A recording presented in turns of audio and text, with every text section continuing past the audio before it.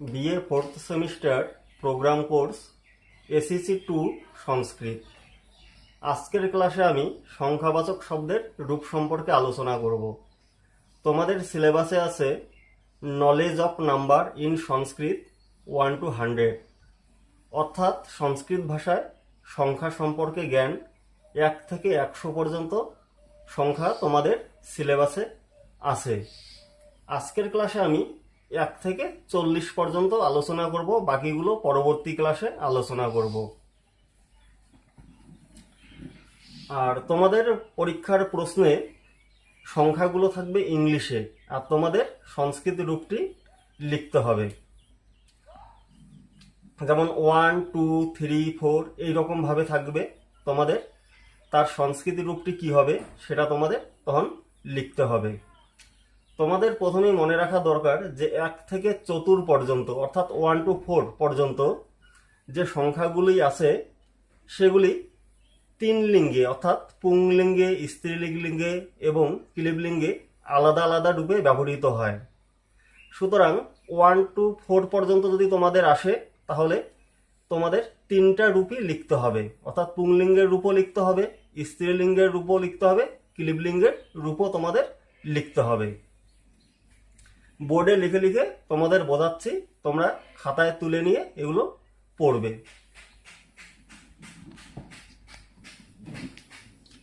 এখানে কি লিখলাম আমি? 1। এখন এর পুংলিঙ্গ রূপ আমাদের আলোচনা করতে হবে।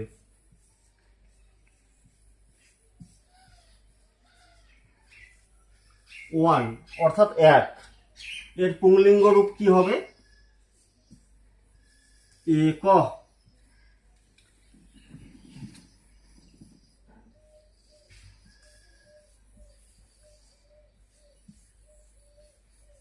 এর স্ত্রীলিঙ্গ রূপ কি হবে? একা। এখন এর ক্লীবলিঙ্গ রূপ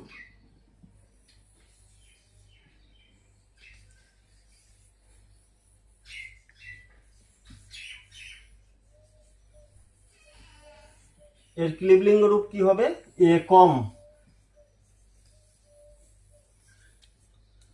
তাহলে 1 অর্থাৎ 1, এর পুংলিঙ্গ রূপ হবে এক, স্ত্রীলিঙ্গ রূপ হবে একা, ক্লীবলিঙ্গ রূপ হবে একম। এবার 2 নিয়ে আসি, আলোচনায় আসি। 2 অর্থাৎ 2, এর পুংলিঙ্গ রূপ হবে দৌ, দয় বয় ঔকার দৌ। এর স্ত্রীলিঙ্গ রূপ হবে দে, দয় বয় একার দে। এর ক্লীবলিঙ্গ রূপ হবে দে, দয় বয় একার দে। এবার 3, এর পুংলিঙ্গ রূপ হবে ত্রয়, এর স্ত্রীলিঙ্গ রূপ হবে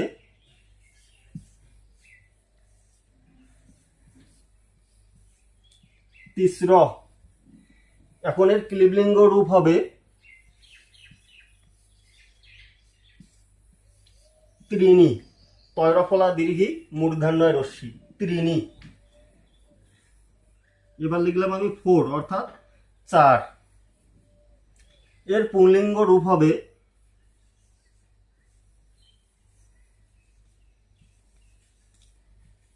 চত্বার, এর স্ত্রীলিঙ্গ রূপ হবে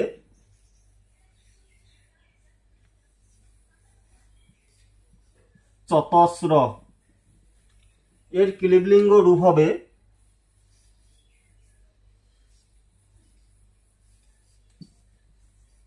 চত্বারি। তাহলে তোমাদের 1 থেকে 4 পর্যন্ত যদি সংখ্যাবাচক শব্দ আসে তাহলে তোমাদের 3টা লিঙ্গের রূপই আলোচনা করতে হবে। এখন তোমাদের মনে রাখা দরকার যে পঞ্চ থেকে অর্থাৎ 5 থেকে অবশিষ্ট যে সংখ্যাগুলো আছে সেগুলি প্রত্যেকটি 3টা লিঙ্গেই একই রূপে ব্যবহৃত হয়, অর্থাৎ পুংলিঙ্গ তার একটাই রূপ, স্ত্রীলিঙ্গ তার একটাই রূপ এবং ক্লীবলিঙ্গ তার একটাই রূপ। এখন পঞ্চ থেকে আমি আলোচনা করব।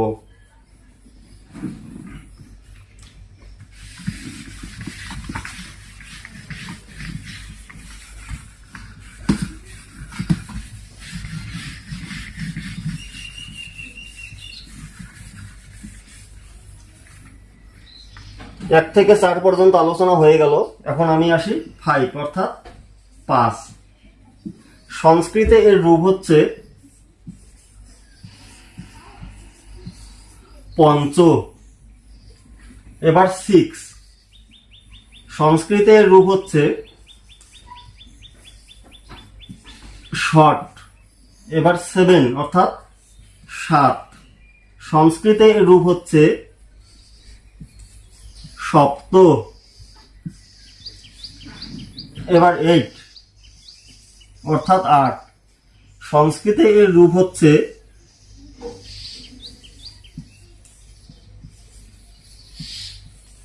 অষ্ট বা অষ্ট। এবার 9, সংস্কৃতে এর রূপ হচ্ছে নব। এবার 10, সংস্কৃতে এর রূপ হচ্ছে দশ।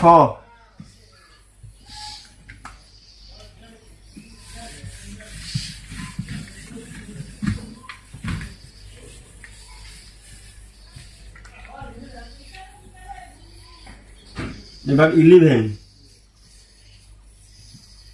সংস্কৃতে এর রূপ হচ্ছে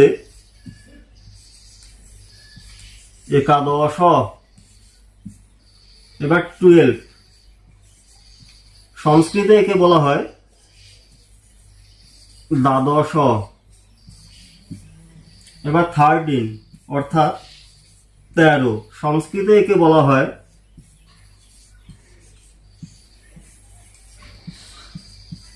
ত্রয়োদশ। এবার 14 অর্থাৎ 14, সংস্কৃতে একে বলা হয়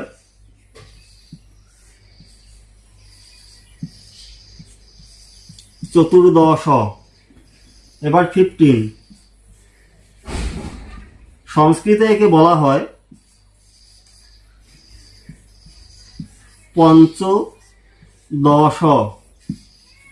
এবার 16, সংস্কৃতে একে বলা হয় ষোড়শ। এবার 17, সংস্কৃতে একে বলা হয়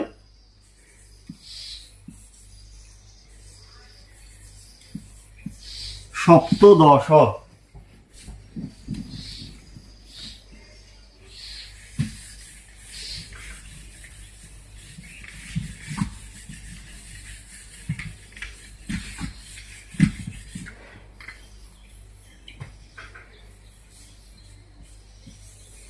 এবার 18 অর্থাৎ 18, সংস্কৃতে এর রূপ হচ্ছে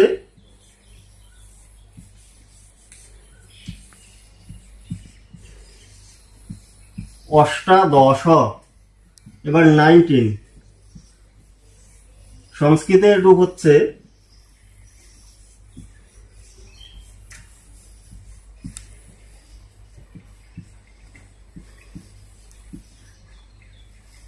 ঊনবিংশতি বা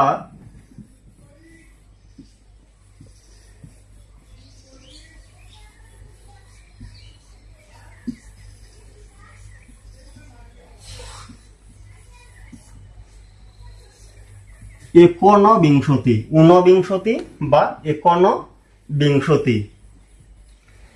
এবার 20 অর্থাৎ 20, একে সংস্কৃতে বলা হয়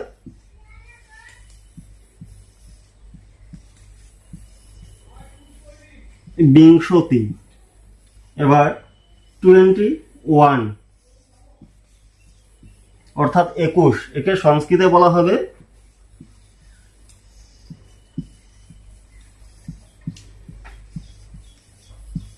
একবিংশতি। এবার 22 অর্থাৎ 22, একে সংস্কৃতে বলা হবে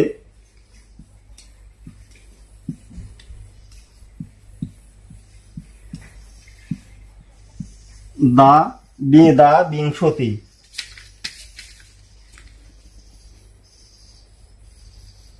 এবার 23, একে অর্থাৎ 23, একে সংস্কৃতে বলা হবে ত্রয়োবিংশতি।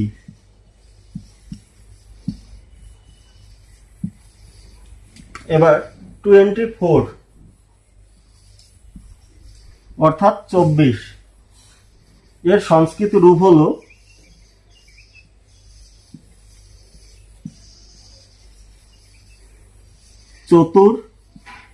চতুর্বিংশতি।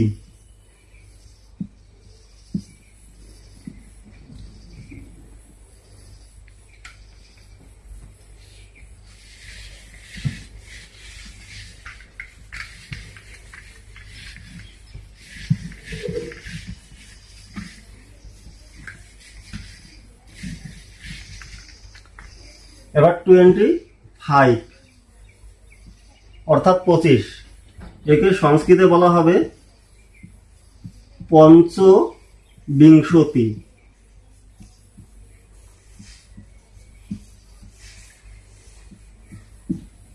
এবার 26 অর্থাৎ 26, একে সংস্কৃতে বলা হবে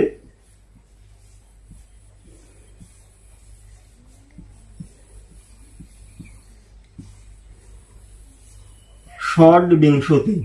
এবার 27 অর্থাৎ 27, একে সংস্কৃতে বলা হবে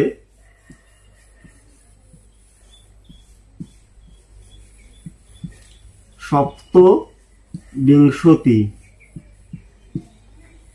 এবার 28 অর্থাৎ 28, একে সংস্কৃতে বলা হবে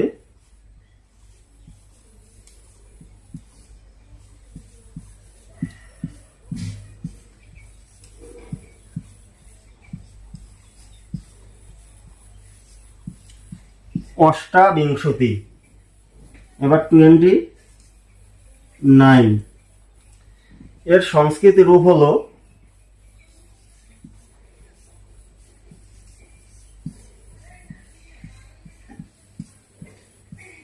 ঊনত্রিংশৎ বা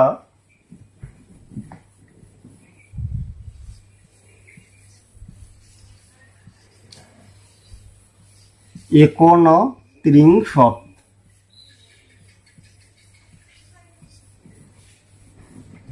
এবার 30 অর্থাৎ 30, একে সংস্কৃতে বলা হবে ত্রিংশৎ।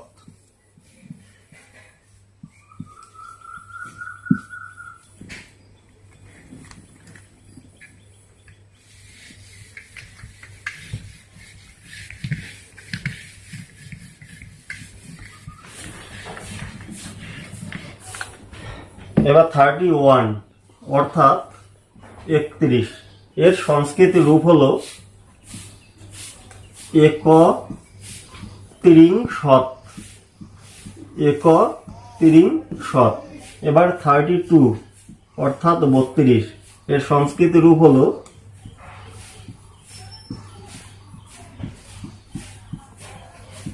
দ্বাত্রিংশৎ। এবার 33 অর্থাৎ 33, এর সংস্কৃত রূপ হলো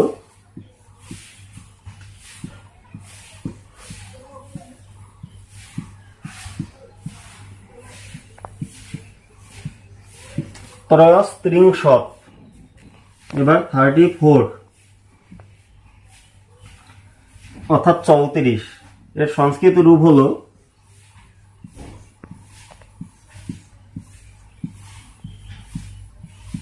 চতুস্ত্রিংশৎ। চতুস্ত্রিংশৎ। এবার 35, এর সংস্কৃত 35 অর্থাৎ 35, এর সংস্কৃত রূপ হলো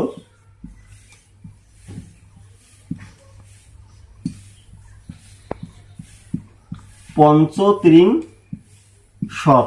এবার 36 অর্থাৎ 36, এর সংস্কৃত রূপ হলো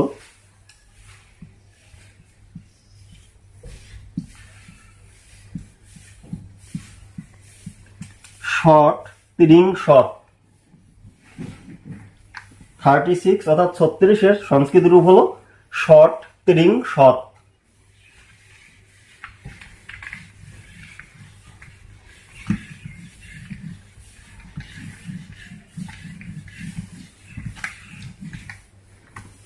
এবার 37 অর্থাৎ 37, এর সংস্কৃত রূপ হলো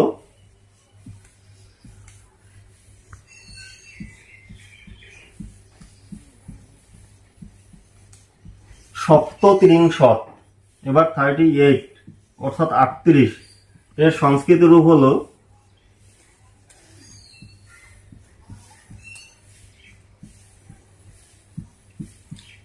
অষ্টাত্রিংশৎ, এবার 39 অর্থাৎ 39, এর সংস্কৃত রূপ হলো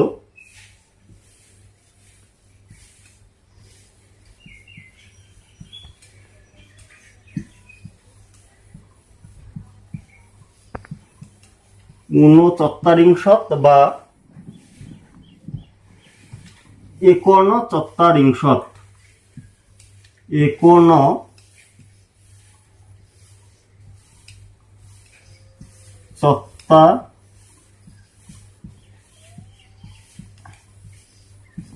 ঊনচত্বরিংশৎ বা একোনচত্বরিংশৎ, এবার 40 অর্থাৎ 40, এর সংস্কৃত রূপ হলো